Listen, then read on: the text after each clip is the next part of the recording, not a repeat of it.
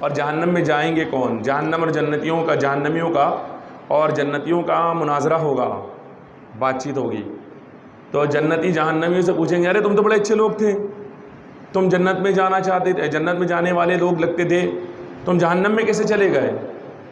قرآن میں ہے یہ۔ تو جہنمی کہیں گے لم نکو من المصلین، وہ کہیں گے ہم نماز نہیں پڑھتے تھے اس لیے ہم جہنم میں آئے۔ یہ قرآن ہے، قرآن کہہ رہا ہے نا صاف طور پر، یہ ہماری بات نہیں ہے کہ میں کہہ رہا ہوں، اشفاق احمد رضا کہہ رہا ہے یا کوئی اور کہہ رہا ہے، قرآن کہہ رہا ہے لم نکو من المصلین، ہم نماز نہیں پڑھتے تھے اور ہم مساکین کو، غریبوں کو کھانا نہیں کھلاتے تھے۔ تو جہنم میں دو باتیں بتائیں گے کہ دو باتیں ہوئی جس کی وجہ سے ہمیں جہنم میں آنا پڑا۔ اب آئیں جہنم کا تذکرہ کرتا ہوں میں، جہنم کیا ہے؟ تو اہل سنت کے نزدیک جہنم کیا ہے؟ سماعت فرمائیں، یہ ایک مکان ہے کہ اس قہار و جبار کے جلال و قہر کا مظہر ہے۔ جس طرح اس کی رحمت و نعمت کی انتہا نہیں کہ انسانی خیالات و تصورات جہاں تک پہنچے وہ ایک شمع ہے اس کی بے شمار نعمتوں سے، اسی طرح اس کے غضب و قہر کی بھی کوئی حد نہیں ہے۔ ہر وہ تکلیف و اذیت کے ادراک یعنی جس کا اندازہ بھی نہ لگایا جا سکے، ایک ادنا حصہ ہے اس کے بے انتہا عذاب کا۔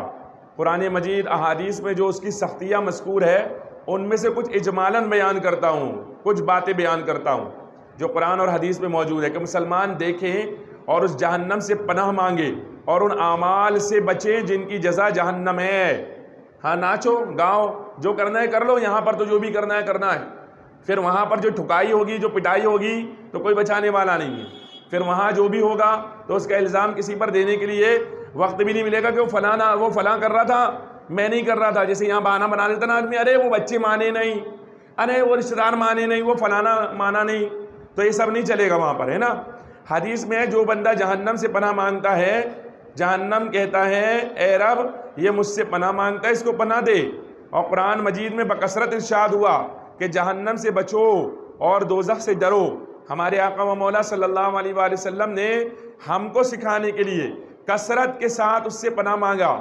جہنم کے شرارے پھول اونچے اونچے محلوں کے برابر اڑیں گے، جہنم کے جو شرارے ہوں گے نا آگ کے گولے بن بن کر وہ اونچے اونچے محلوں کے جیسے اڑیں گے، گویا زرد اونٹوں کی قطار کے پہم آتے رہیں گے اور اس طرح اڑتے چلے جائیں گے جیسے زرد اونٹوں کی قطار ہوتی ہے کہ لگاتار آتے رہیں گے۔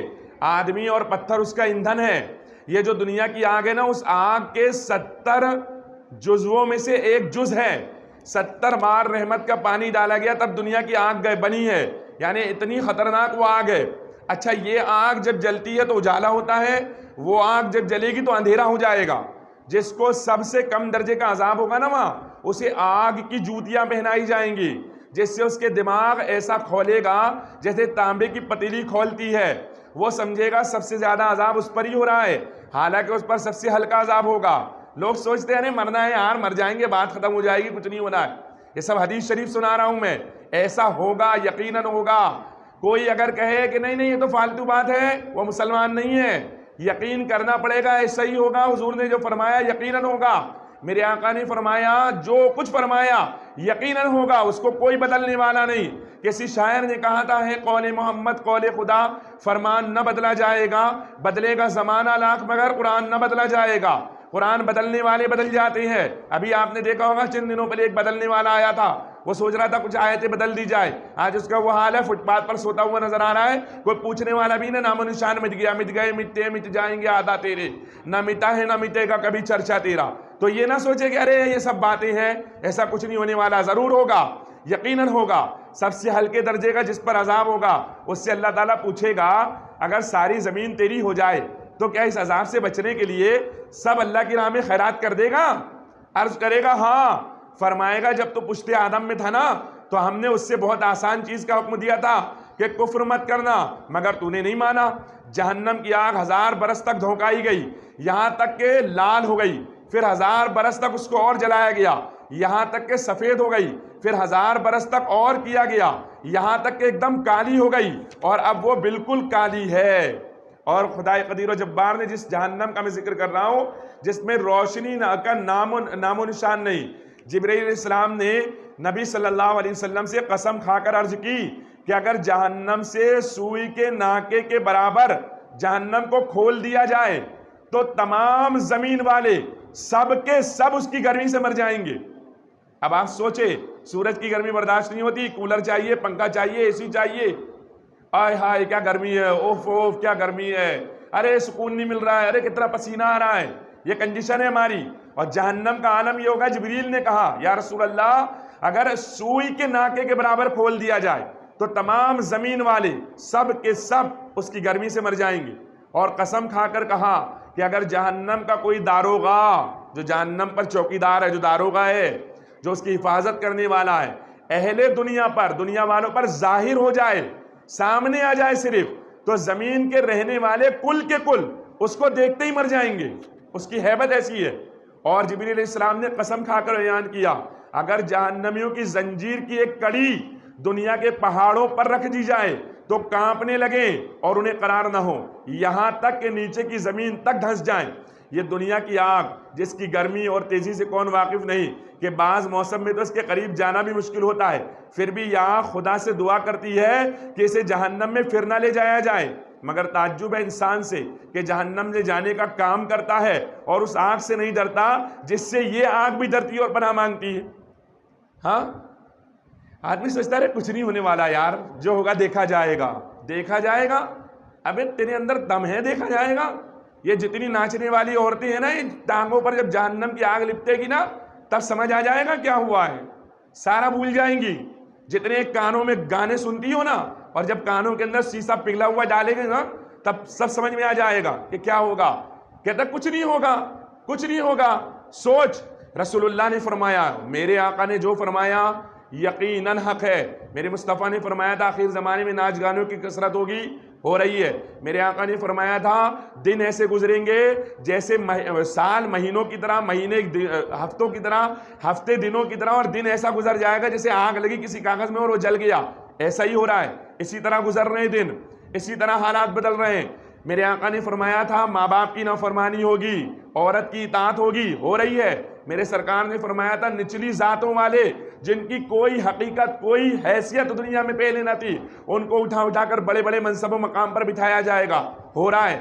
میرے آقا نے فرمایا تھا جاہل لوگ مسجدوں اور مدرسوں کے صدر بن جائیں گے، بنائے گئے ہیں۔ میرے آقا نے فرمایا تھا ظالم حاکم تم پر مسلط کر دیے جائیں گے، مسلط کر دیے گئے۔ تو میرے آقا نے جو کچھ فرمایا یقیناً ہونا ہے۔ تو میرے آقا نے جو جہنم کے بارے میں فرمایا وہ بھی ہونا ہے، کیونکہ حضور نے دیکھ کر آئے۔ دوزخ کی گہرائی کو خدا ہی جانے کہ کتنی گہری ہے۔ حدیث میں ہے اگر پتھر کی چٹان جہنم کے کنارے سے اس میں پھینکی جائے تو 70 سال تک گرتی رہے گی، تب بھی نیچے نہیں پہنچے گی۔ اب آپ مجھے بتائیں 160 مالے کی بلڈنگ سے بھی اگر کوئی 75 پھینکوں گے نا آپ، تو میں کہتا ہوں 2 منٹ نہیں لگیں گے اس کو نیچے آنے میں، 2 منٹ سے زیادہ نہیں لگیں گے، 2 منٹ میں وہ نیچے آ جائے گا۔ تو سوچنے والی بات ہے کہ وہاں 70 سال تک گرتا رہے گا تب بھی نیچے نہیں آئے گا۔ اور سنو، اگر انسان کے سر برابر شیشے کا گولا آسمان سے زمین کو پھینکا جائے تو رات آنے سے پہلے زمین تک پہنچ جائے گا۔ اگر کوئی آسمان سے کچھ پھینکے تو بھی وہ رات آنے سے پہلے زمین پر آ جائے گا۔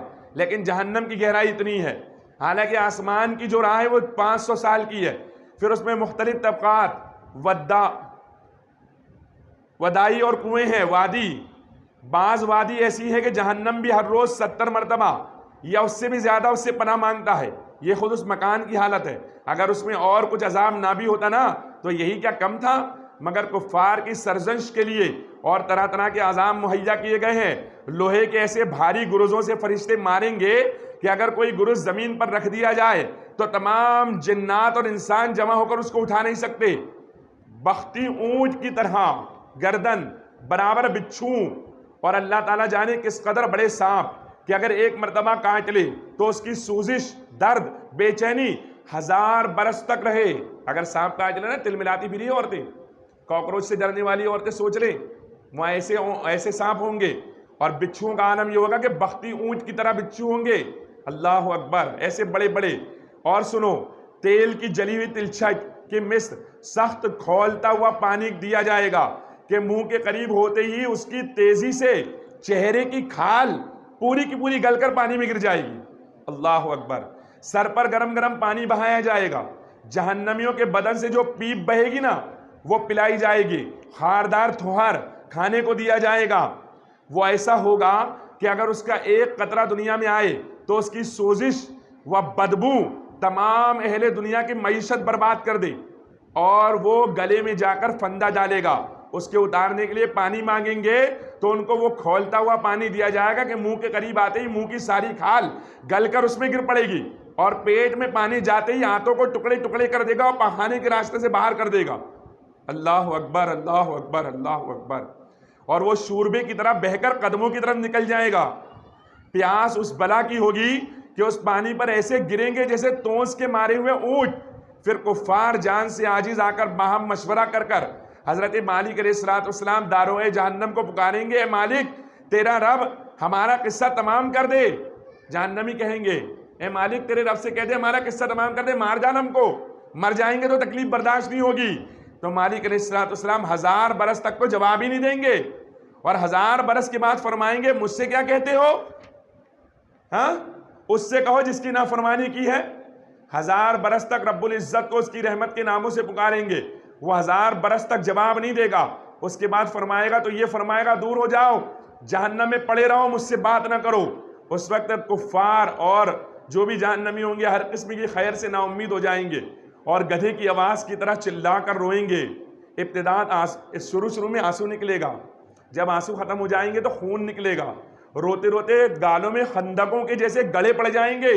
رونے کا خون اور پیپ اس قدر ہوگا کہ اگر اس میں کشتیاں ڈال دی جائے تو وہ بھی چلنے لگے۔ اللہ اکبر۔ اللہ پاک ہم سب کو محفوظ فرمائے جہنم سے، اور ایسا کوئی کام ہم نہ کرے جس سے جہنم میں جانے والا سبب بنے۔ جہنمیوں کی شکلیں ایسی خراب ہوں گی، اگر دنیا میں کوئی جہنمی اسی صورت میں لایا جائے گا تو تمام لوگ اس کی بدصورتی اور بدبو کی وجہ سے مر جائیں، اور جسم ان کا ایسا بڑا کر دیا جائے گا کہ ایک شانے سے دوسرے تک تیز سوار کے لیے 3 دن کی راہ ہو جائے گی۔ ایک ایک داڑھ احد پہاڑ کے برابر ہوگی، کھال کی موٹائی 42 ذراع کی ہوگی، زبان 1 کوس 2 کوس تک منہ سے باہر گھسیٹتی ہوئی ہوگی کہ لوگ اس کو رونیں گے۔ یہ جو زبان ہے نا جس سے بیٹھ کر غیبتیں کرتے ہو، یہ 1 کوس 2 کوس تک کے لمبی ہو جائے گی، لوگ رونتے ہوئے چلے جائیں گے۔ بیٹھنے کی جگہ اتنی ہوگی جیسے مکہ سے مدینہ تک، اور وہ جہنم میں منہ سکوڑے ہوں گے کہ اوپر کا ہوج سمٹ کر بیچ سر کو پہنچ جائے گا اور نیچے کا لٹک کر ناف تک آ جائے گا۔ اللہ اکبر، اللہ اکبر۔ بتا ان کو ان مضامین سے معلوم ہوتا ہے کہ کفار کی شکل جہنم میں انسانی شکل کی طرح نہ ہوگی، کہ شکل اثر تقویم ہے، اور یہ اللہ عز و جل کو محبوب ہے کہ اس کے محبوب کی شکل سے مشابہ ہے، بلکہ جہنمیوں کا وہ حلیہ ہے جو اوپر مذکور ہوا۔ پھر آخر میں کفار کے لیے یہ ہوگا کہ اس کے قد کے برابر آگ کے صندوق میں اسے بند کر دیں گے، پھر اس میں آگ بھڑکائیں گے اور آگ کا کفل لگایا جائے گا، پھر یہ صندوق آگ کے دوسرے صندوق میں رکھا جائے گا اور ان دونوں کے درمیان آگ جلائی جائے گی اور اس میں بھی آگ کا تالا لگا دیا جائے گا، پھر اسی طرح اس کو ایک اور صندوق میں رکھ کر اور آگ کا کفل لگا کر تالا لگا کر آگ میں ڈال دیا جائے گا۔ تو اب ہر کافر، ہر جہنمی یہ سمجھے گا کہ اس کے سوا اب کوئی آگ میں نہیں رہا ہے، اور یہ عذاب بالائے عذاب ہے، اور اب ہمیشہ اس کے لیے عذاب ہے۔ جب سب جنتی جنت میں داخل ہوں گے اور جہنم میں صرف وہی رہ جائیں گے جن کو ہمیشہ کے لیے اس میں رہنا ہے، اس وقت جنت و دوزخ کے درمیان موت کو میدے کی طرح لا کر کھڑا کریں گے۔ پھر منادی جنت والوں کو پکارے گا، وہ ڈرتے ہوئے جھانکیں گے کہ کہیں ایسا نہ ہو یہاں سے نکلنے کا حکم ہو جائے۔ پھر جہنمیوں کو پکارے گا، وہ خوش ہوتے ہوئے جھانکیں گے کہ شاید اس مصیبت سے رہائی ہو جائے۔ پھر ان سب سے پوچھے گا پیسے پہچانتے ہو؟ سب کہیں گے ہاں یہ تو موت ہے۔ پھر وہ موت کو بھی ذبح کر دیا جائے گا اور کہے گا اہل جنت ہمیشگی ہے، اب مرنا نہیں، اور کہے گا اے جہنم والوں ہمیشگی ہے، اب موت نہیں۔ اس وقت ان کے لیے خوشی پر خوشی اور جہنمیوں کے لیے غم پر غم ہوگا۔ سنا آپ نے؟ یہ ہے جہنم، جس جہنم سے بچنے کے لیے علماء کہتے ہیں، اولیاء کہتے ہیں، بزرگوں نے کہا، ہمارے اسلاف نے کہا، یہ سب قصے کہانیاں نہیں ہیں، اس بات کو یاد رکھیں اچھی طرح سے۔ یہ رسول اللہ صلی اللہ علیہ وآلہ وسلم کا ارشاد ہے۔ خدا کی قسم میرے آقا کا ارشاد غلط ہو ہی نہیں سکتا۔ میرے سرکار نے جو کچھ فرمایا وہ یقیناً ہو کر رہے گا، اور تم مسلمان ہو یار تو تمہیں اتنا تو یقین ہونا چاہیے کہ میرے آقا کا ارشاد حق ہے۔ میرے سرکار نے جو فرمایا وہ یقیناً حق ہے۔ میرے سرکار نے فرمایا تھا آخر زمانے میں تم پر دوسری قومیں اس طرح ٹوٹ پڑیں گی جیسے دسترخوان پر بھوکے ٹوٹتے ہیں۔ کیا آپ دیکھ نہیں رہے ہو دوسری قوموں والے تم پر ٹوٹ پڑے دسترخوان پر بھوکوں کی طرح؟ دیکھ نہیں رہے آپ؟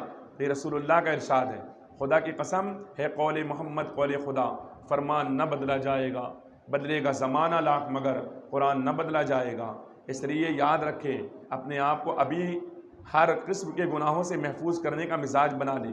سوچ لیں ایک دن جانا ہے اللہ کی بارگاہ میں، اور پھر اللہ نہ کرے، اللہ نہ کرے، اللہ نہ کرے، اللہ نہ کرے، اللہ نہ کرے، اگر جہنم کا حکم ہو گیا تو پھر کسی کام کا نہیں ہوگا، پھر کچھ بھی رونا پیٹنا سب بیکار ہے۔